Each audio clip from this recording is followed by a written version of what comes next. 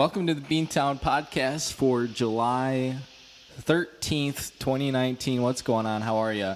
My name is Quinn, and this is my show, creator, best boy, producer, all that stuff of the Beantown podcast. One of the better podcasts on the north side of Chicago, and your number one source for misinformation far and wide across the bowels of the internet. I love the word bowel, B-O-W-E-L, because it can refer to your bum or just when you're referring to things far and wide like the bowels of the internet. Well, listener discretion is advised when you are checking out the Beantown podcast. Number one, we'll occasionally use some bum-related language. And number two, this podcast is objectively terrible. Although I tell you what, I was just talking to our guest about this.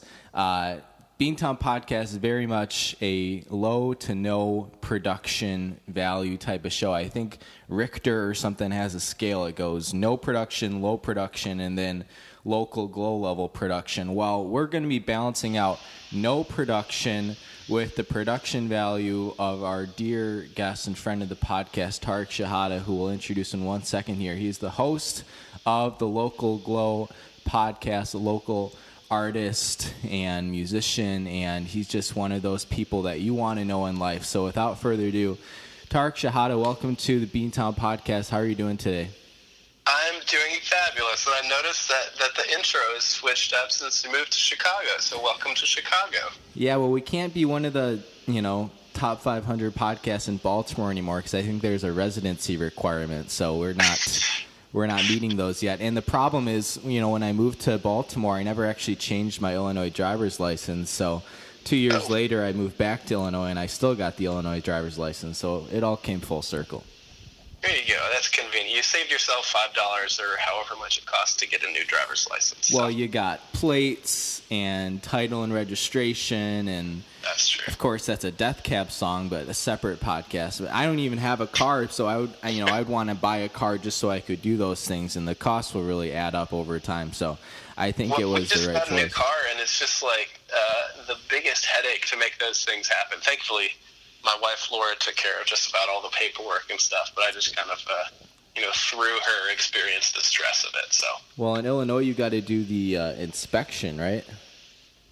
I'm told that you do. I don't even really know what it means, but I heard you have to be inspected. That's what I've heard as well. Yeah, I've never owned a car, but those things always feel a little prohibitive to me. Like, I'm in no rush to go out and buy a car because with stickers and documents and all that stuff just seems like a lot to me. It adds up. Yeah, well, let's jump right on in here. Tariq, you are the creator and I believe executive producer of another local podcast here called The Local Glow, which for my listeners out there, if you haven't listened to it, go stop what you're doing right now. Just put a pause in this episode of the Beantown podcast and go check it out because it's one of my favorite podcasts to listen to. Tariq, why don't you share with us a little bit about your show and sort of how you developed the concept? Sure, and I would recommend instead of pausing this one, if you haven't already, go ahead and just play The Local Glow at the same time as this one. Oh. Just one in one ear, one in the other ear, and I think that's probably the ultimate podcast listening experience there. So the way that I the way that our sort of crew started putting this together, I suppose it's a long story. It kind of started, so I was living in Champaign, Illinois, Urbana, Illinois specifically, don't want to get that wrong. You're living in Urbana, Illinois, going to college there, and so I was involved in the music community there. I was also involved in the music community in Rockford growing up as well for a while, which is kind of a interesting spot and continues to be interesting. But so I've always been sort of involved in local music experiences around the state. And so moving to Chicago, I just sort of wanted to see what the next sort of level of that was that I could dive into, being kind of a busy guy, living an engineer's life, working a 9-to-5, and being kind of a boring, nerdy person now. The sort of like late night shows aren't always as accessible as they used to be, and so I wanted to sort of stay involved in local music and sort of the community experience. but in sort of a new sort of fashion. So started the podcast just trying to do like a tiny desk concert type thing, just bringing in artists into our living room and, having them play some songs and talking to them and stuff. And so there's a few episodes like that in the first season. And that idea sort of started to expand and grow. We started doing some more like narrative storytelling type episodes and a couple more like investigative type of episodes, and sort of had some fun with that until I got overwhelmed and was like, you know what, I need to stop for a while. That was the end of season 1. It wasn't sure if there was going to be a season 2 because it was just too friggin' tiring to make. And then wound up, making some friends who wanted to get involved, and here we are 5 episodes into season 2 now. Yeah, one thing I really like, and you kind of alluded to this, is how every episode is really different. You never really know what you're going to get yourself into when you turn on an episode of the podcast. What is sort of the process for you and your team like when you're deciding what you want to do for an episode? What does that creative process look like? It looks like a lot of Google documents right now. So we've got this sort of, I love like spreadsheets and things. And so we've got this Google Drive directory where we keep all of our sort of gems of ideas and stuff. And so we've got a spreadsheet of just kind of, we're keeping track of different ideas that come up. And so we've got a 4-person team now. It's myself, my friends Brian Doherty, Fred Villa, and Victoria Thomas, and they're all really fabulous, excellent, talented people. And so we'll meet up for a few hours a month here and there, and we'll talk ideas. We'll work on episodes. We'll work on all sorts of different things, and sort of throughout our conversations, we're always kind of keeping our ears tilted towards finding new ideas and what sort of things are happening around town, around the state, and around the country, really, that we might want to cover. So we got a spreadsheet of different ideas, and depending on how sort of passionate we are about one idea or another, we'll kind of pull the trigger on one and sort of start exploring it and see what that might look like as an episode. So ideas come from all sorts of different places, and we just kind of pick them off one by one. Have you ever gone down to the American Southwest and just done a whole lot of peyote and see what happens? Haven't done that yet, but that might be the energy behind season 3. We'll see. Well, teaser there. You mentioned not necessarily burnout, but just sort of feeling overwhelmed, and that's when you decided to end season 1 and you weren't sure what the future was. I think that's something, and I don't know how many fellow podcasters are listening to this episode, but anyone who's kind of created a show and tried to do a lot of it themselves and stayed creative and tried to stay passionate about, I think that's something that a lot of us have experienced, and I've certainly felt that way at times throughout this second year of the Beantown podcast. What did you feel like you needed to do to sort of get back in the game and stop feeling so overwhelmed? Man, it was so for the first season, it was just me working on it, and so Laura was helping me, some with some interviews and stuff, and she was very helpful and stuff. But really, 95% of the work was kind of, I kept it on my shoulders, and I've always been sort of a greedy creative in that way. Where, if I'm working on something, I am working on something, and we're going to kind of keep this within my fold. And so I think that was kind of it was going to be the downfall of this project of mine. So I just had to open myself up to, bringing other, hugely talented and creative folks on board. And I think, the season break happened in the middle of production on a few episodes. So a couple, episodes that have come out so far this season, the second season, as well as a couple more that will be coming out later. Those began in the middle of season 1, and so it's kind of, that kind of shows, how I just had to sort of call it quits in the middle of a lot of things and just kind of, put in that break for a while.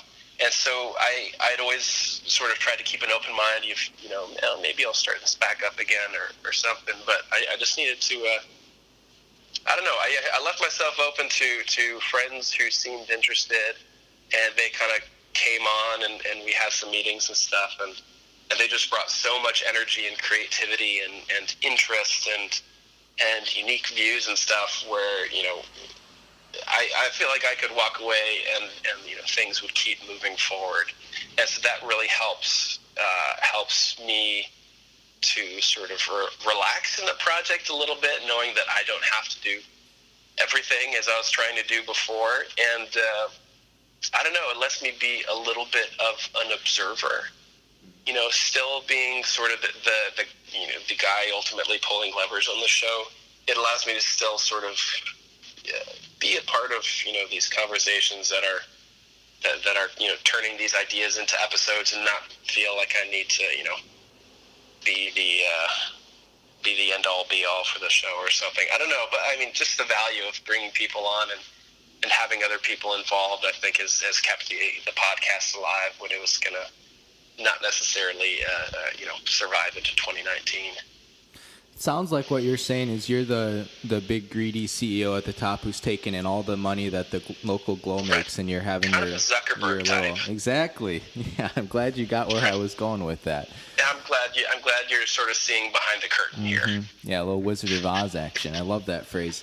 For those of us, and myself is not included in this, but for those listeners who haven't had the chance to listen to an episode of the local Glow yet, you mentioned season 2 has been a little bit more narrative, storytelling type stuff. What are some of the different sort of topics that you've explored through season 2 so far? Yeah, well, season 2 has been really, I've enjoyed it so much, and it's been really cool, I've got to say, because, the team that we have is just so cool and such creative minds going into these things. So the first season, it was, like I said, sort of started with kind of a Tiny Desk rip-off sort of a vibe. And so we were focusing on just, local music and just kind of the local independent musicians, pretty, it was cool stuff, but it wasn't especially sort of a diverse sort of set of stories that we were telling. Moving into season 2, we tried to open that up a bit. And so we've expanded from just music to music and poetry.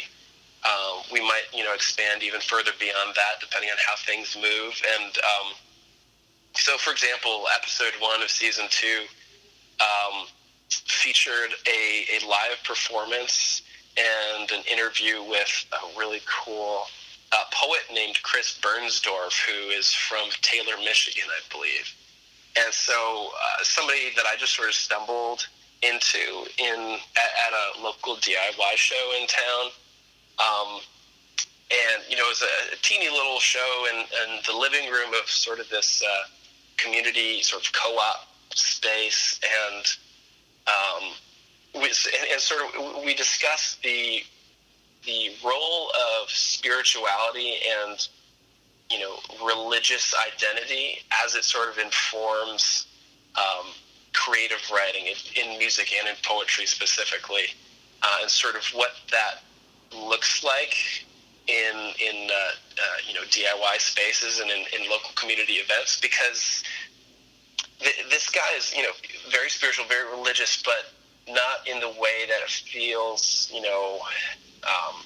aggressive in the way that a lot of sort of, Christian bands might come across or something like that, for example, where, it almost feels kind of, I don't know, there's always sort of an agenda behind things, but, how can people's beliefs and stuff join in with, whatever is happening in a local space without, in a healthy way, let's put it that way.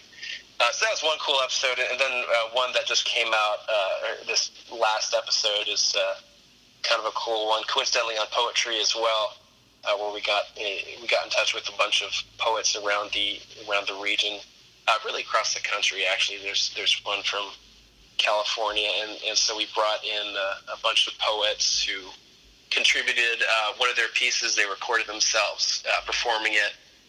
So we do just sort of a feature of a bunch of different poets from around, and sort of follow a general theme of intimacy in different sort of forms and stages, and sort of narrate that through some really excellent pieces of poetry. So just a couple, little snapshots of what season 2 is looking like.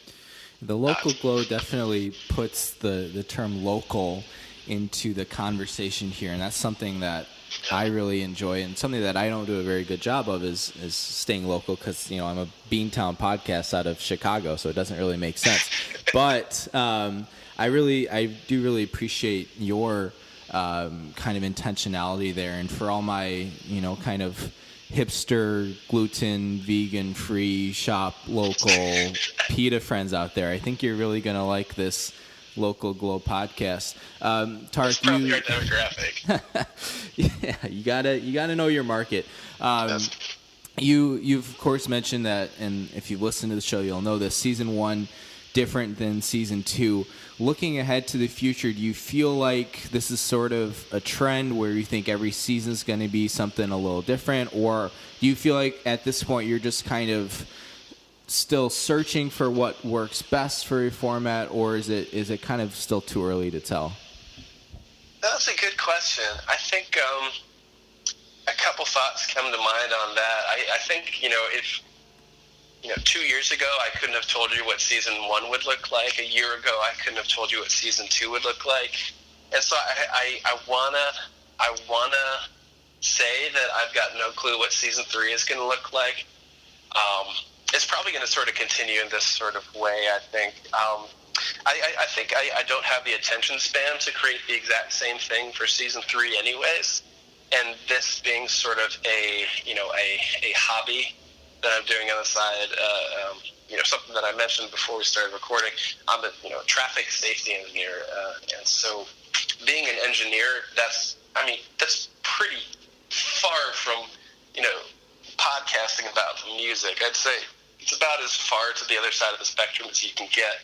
And so this is sort of a complementary experience for me. It's something that I use to kind of help balance out my life. And so I think that I need to, for my own sake, sort of keep expanding and exploring and trying new weird things with it. And I have a lot of interest in the production side of things, of just kind of, using sounds to sort of help tell the story, not just, words. As an engineer, my words are perhaps not the finest. But I love using sounds and sort of, just using sort of that oral medium to help tell stories that are happening around. So I think we'll be diving into some more interesting sort of production type things in the future. If I had to make a prediction, I'd say something like that. Yeah, that's excellent. I had one other thing I want to get to. Of course, if people want to listen to the Local Glow, where should they go to find your show? Good question. I could tell you to go to thelocalglow.com. We're like on every podcasting app as well. I think sometimes I'll get tapped on the shoulder and somebody will be like, why aren't you on such and such? And so I'll go put us on that. I think we're even on YouTube now. You could find us anywhere, any podcasting app. You can find us The Local Glow. Instagram at The Local Glow, Facebook, etc. If you Google The Local Glow, I believe that we're the first thing that comes up. So that's huge. That's exciting too. Yeah, that's been our greatest success probably. Your SEO is skyrocketing. That's right. That's what it's all about. That's really sort of the heart of podcasting is SEO. This is true. We're wrapping up here. I want to just very briefly shift gears because, you mentioned that, you're an engineer, you're a podcaster, but you also still play a little bit of music on the side. And before we get into what I was actually going to ask you about, I had a really interesting thought here. I hang out and do some podcasts with Ryan Ligon occasionally, who we both grew up with. And he was in a band growing up with some siblings and friends called Say It With Love. And I have some fond memories of going to some like concerts in the basement of a church where his band would be playing, but you also had a band, and I'm struggling on the name of what it was, but I'm sure you remember, and I'm sure you can tell us. I do remember. I hesitate to tell because, well, okay. So we were called At the Uproar, and yeah, we played with Ryan's band for sure. You said it was called Say It With Love. Yeah, that was Ryan's band. I remember that. I loved playing with them. They were so much fun. Yeah, and we would do some like basement shows. I mean, that was kind of the aesthetic of the Rockford music scene was sort of dank church basements and things like that. So it definitely sort of sticks in the mind. Can we expect a reunion tour? We were sort of like hardcore, sort of like wannabe As Cities Burn type of band, but it's a good time. Well, any chances the band gets back together? Hopefully not. I mean, I love playing with those guys, and I would play with them again in the snap of a finger or whatever. But I think we'd have to hit the refresh button pretty hard. A little bit of joking around there, but in all seriousness, you have a show coming up on Tuesday. Is that right? That's very true. Yes. Yes. I'll be playing. I'll actually be doing just a solo thing. I've got a new band right now, which is sort of a funny example of how much I've chilled out since high school. I told you I was in a hardcore band in high school. This new band is called Discoverer. We're just about as sleepy as you can get. So we'll be playing later this month, the full band, at Uncommon Ground, the Lakeview location on the 31st. But yeah, this Tuesday I'll be doing a solo thing at the Tonic Room, which I just love that venue. Such a wonderful, like, small little bar space, and it's awesome. So I'm really excited. We'll be playing with a band called Honey Cellar, and going to be doing some new songs there and having a really good time. So I'd love to see some of the Beanheads out there. Oh, Beanheads. That's a new one. I don't want to make any promises, but maybe an At the Uproar reunion. Again, no promises. Haven't talked about it. Just think about it. It's a possibility. It is always a possibility. You can never rule out another reunion show. Oh boy, maybe some I don't know, Weezer covers or something. Just things to keep in mind. If they call you out for an encore, you got to have some songs ready to go. That's a great point. I'm always up for a Weezer cover, honestly. So yeah, get ready for an At the Uproar reunion, playing exclusively Weezer covers. Only the new stuff too. Well, when I was in college, there was this a cappella group, and we always wanted them to only sing Outkast covers, but it never really came to fruition. So that's another dream of mine, but separate conversation. Of course, I only know, I think, 1.5 Outkast songs, so I couldn't really give them a set list, but oh well. I'm probably 1.25, so you're ahead of me there. Well, Tariq, I wanted to thank you so much for giving us some time on your weekend. I know you've got a busy schedule and getting over a little bit of a cold here, so thank you so much for coming on our show. We really appreciate it. Absolutely. I was excited when you asked me. I've been hoping to get the call. I've been eagerly watching my phone for that call. You've been like the pitcher down in AAA, just waiting for that call up to the big Tricon League. That's right. Wearing my glove and got my baseball cap on, ready to go. Tricon, good reference. Come on down to Baldwin Park. I'm so excited to be on, Quinn. I love your show, and I love what you're doing. So, really, really glad to be talking with you. Yeah, as a reminder, everyone, go check out the Local Glow podcast, localglowpodcast.com. Is that right? Did I get it right? TheLocalGlow.com. Okay, don't even need the podcast, thelocalglow.com. And if you Google Local Glow Podcast, they're probably going to be the first ones that come up, which is very exciting. Tariq is playing a solo set this Tuesday night at the Tonic Room, and then later this month with his band Discover at Uncommon Ground Lakeview location. All right. That was excellent. Tariq Shihadah, dear friend from growing up, and glad we could reconnect. And thanks to Tariq for coming on our show. So what did we learn today? Well, there are podcasts out there where people actually put a lot of thought, creativity, and passion into them. I know the beaners out there listening say, no, it's an uproar. How could you actually spend time editing and producing and all? I say, hey, to each their own. Every podcast should be different. They can have their own value system. All podcasts are created equal, except they're different. So I just kind of like to use the words of the Constitution to make things fit the way I want them to. Maybe I should be a politician. Well, let's get to some ads here, and then we're going to end it so I can go run in this 90-degree Chicago weather. I was thinking about, this was embarrassing, a little insight into behind the scenes at Beantown. I was going to run this morning, and I didn't have a super late last night. Didn't have a super late night last night. That's tough to say 5 times fast. But I got home around midnight, and I'd had probably 4 or 5 beers throughout the night.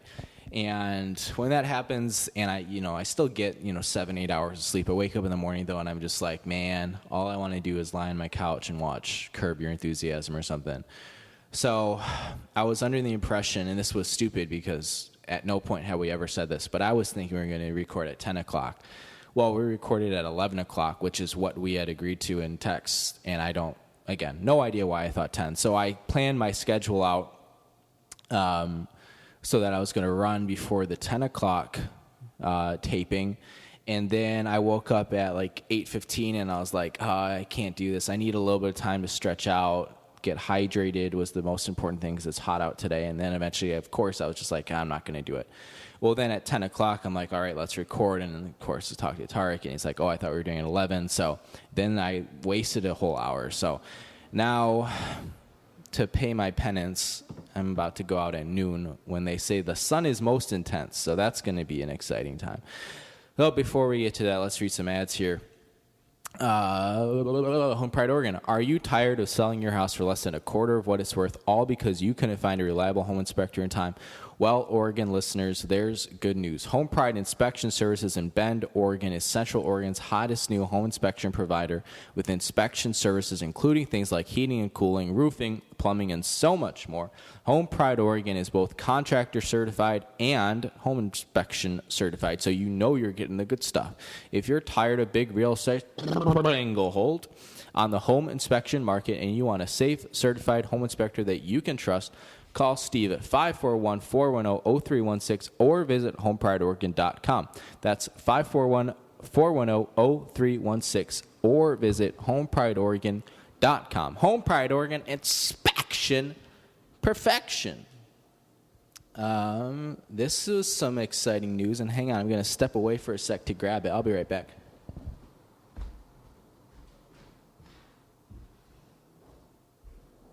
Okay, so for those of you, and I don't talk about this, maybe I never talked about this on the podcast, but you know that when I was living in Beantown, thanks to the previous tenant in my apartment, Alexis Adams, was receiving Victoria's Secret catalogs and coupons periodically. I probably got about 4 or 5 throughout my time living there, and I have them on my coffee table right now, even though the coupons are expired. It's just good reading material. Well, obviously, I was disappointed when I moved here, and if you're curious, I'm doing this in place of the TV Guide story because I think we officially broke up. I moved here, said the one bad thing about moving apartments is now I'm not going to get those Victoria's Secret catalogs anymore, unless you can get them for free, and then maybe I would hook myself up, but that feels like next level, not even perv, but just like kind of weird, because I support women's bodies like a human bra.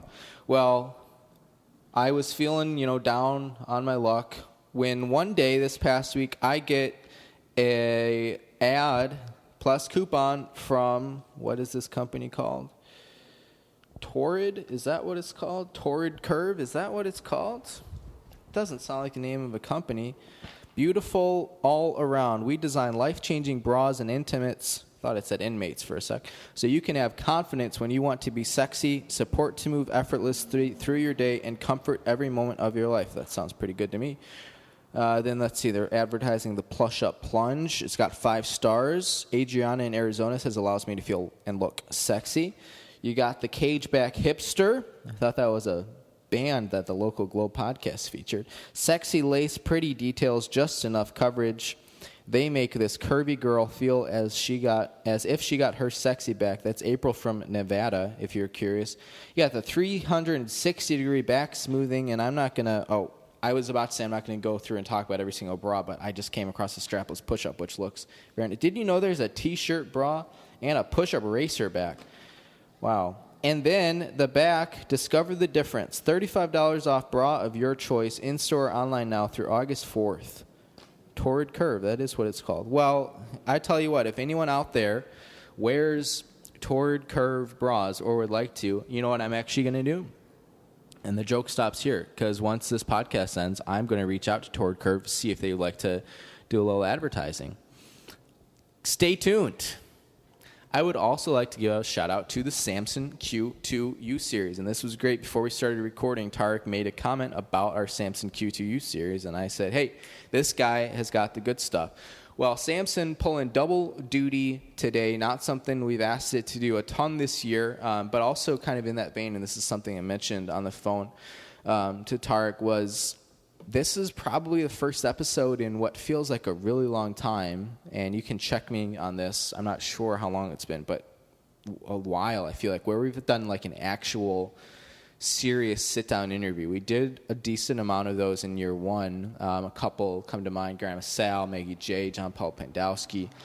But we really haven't done that much this year. This year, year two has been a lot more improv comedy, stand-up bits, that sort of thing. This year has been tough. This was a great kind of reset for me to be able to do this, and I really hope you enjoy this episode because we had a good time doing it.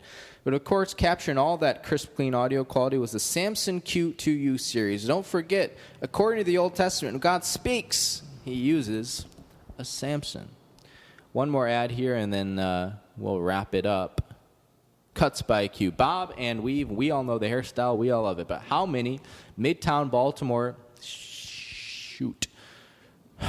I say this every time, and I know you're like, oh, he's just doing it for poops and giggles now. No, I legitimately forget, because every time I'm like, after I finish reading this ad, I'm going to go back in and change it, and then I record the rest of the podcast, and then by the time that ends, I'm tired, and I'm like, well, let me do something else. Let me get off my butt and go run like I'm going to do today, and then I close the Google Doc that has the ads on it, and I never come back to it until the next week. So maybe if Torrid Curve wants to do a little partnership here, a little partnership, then I'll come in and I'll edit it. So really, this comes down to Torrid Curve. But how many north side of Chicago-based independent barbers can actually give it to you the way you deserve? Enter Cuts by Q. It's like Enter Sandman, but different. Cuts by Q has been independently owned and operated since 1995 and is probably one of the better barbershop operations serving the city of Chicago and the north side of Chicago and all of Chicagoland. End of sentence. From beehives to bangs, faux hawks to flat tops, and everything in between, call Cuts by Q at 815-298-7200 or your email cutsbyq@yahoo.com. That's Cuts! Q-U-T-Z by Q at yahoo.com. Oh, when you need a fresh do, something snappy and new, just call the experts at Cuts by Q. Very straightforward song today. I don't want to take away any of the musical genius away from Tariq, again, playing his set this Tuesday night, and his band Discoverer later this month at Uncommon Ground Lakeview location. There's also an Uncommon Ground somewhat close to my current place of residence up in, it's technically Edgewater, I think, because it's on the south side of Devon, but Devon is the border between Edgewater and Rogers Park. All right, one last piece of business here. We got buttons. We have got buttons. And I'll give you a little dangle right now so you know it's real. Sounds like Legos or something. We got 100 count of I Heart Beantown buttons. And there's no gimmick. There's no nothing. You don't have to do anything. We just want to share them with the fans, with the friends of the podcast, the Beaners or the Beanheads, a new term introduced by our friend Tariq, and I kind of like it. I don't know.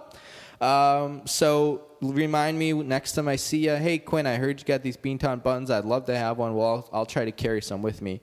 at all times so that you have a Beantown button. Wear them on your backpack, physically wear them on your skin, pierce nipples, whatever you want to do, a navel, tongue. I don't know. I think it could be tough with swallowing and talking, but the Beantown button is yours. I lay no claim to it. So we've got some, and we would love for you to have them. So remind me, and that's about all I got. Well, it's a hot summer day here in Chicago. About to go out for a run. Stay hydrated. Stay hydrated, everyone. Can never drink too much water, especially if you go out the night before and you're drinking alcohol. You got to double time in the morning when you wake up, and that's what we've been doing. Thanks to our friends at Jack Link's Feed Your Wild Side, drinking from the Jack Link's Growler, courtesy of Uncle Andy. Well, all right, 36 minutes. That's a great place to end. It's a nice, happy medium. That's right in the sweet spot. We've had some longer episodes in the past, typically with friends of the podcast. But this one, we got right to the point, and no fat except for the stuff I got on me. And, yeah. So thanks again to Tariq so much for giving us some time out of your day, for sharing with us. Again, go to thelocalglow.com, or you can find those podcasts anywhere you listen to podcasts. And if you're thinking, oh, this is just another podcast, if it's anything like Beantown, I'm going to hate it. Well, it's nothing like Beantown. It's well produced. They've got 4 people working on it. It's local, shop local, buy local, vegan free, all that stuff. Local Glow podcast. You're going to want to listen to it. And it's not, you're not overwhelmed with content. There's not a new episode every week. There's probably a grand total of like 12 or 13 episodes out there. So just go check them out if you're looking to just learn a little bit more about our local community and some of the art, some of the poetry, some of the music that exists here. Go listen. All right. If you have any questions, comments, concerns, you can always email us, beantownpodcast@yahoo.com. Again, it's Beantown, yahoo.com. I kind of unintentionally lost that one. It was like my tongue was on a roller coaster at Six Flags Great America up there in Gurnee, and it just kind of got away from me. Just got away from me. All right, for all of us here at Beantown Podcast, thanks so much for listening. Thanks to the friends. Don't forget to listen to us, iTunes, Apple Podcasts, Stitcher, Spotify, SoundCloud, YouTube, Player FM, all the other places where our podcasts are, except for CastBox, where we're not. Subscribe, share us with your friends. If you liked what we did today, let us know, leave us a message, and we will do some more of this local other friends of the podcast type interview stuff. We'd love to do it. It's fun. If you liked what you listened to, we'll do more of it, but you got to let us know.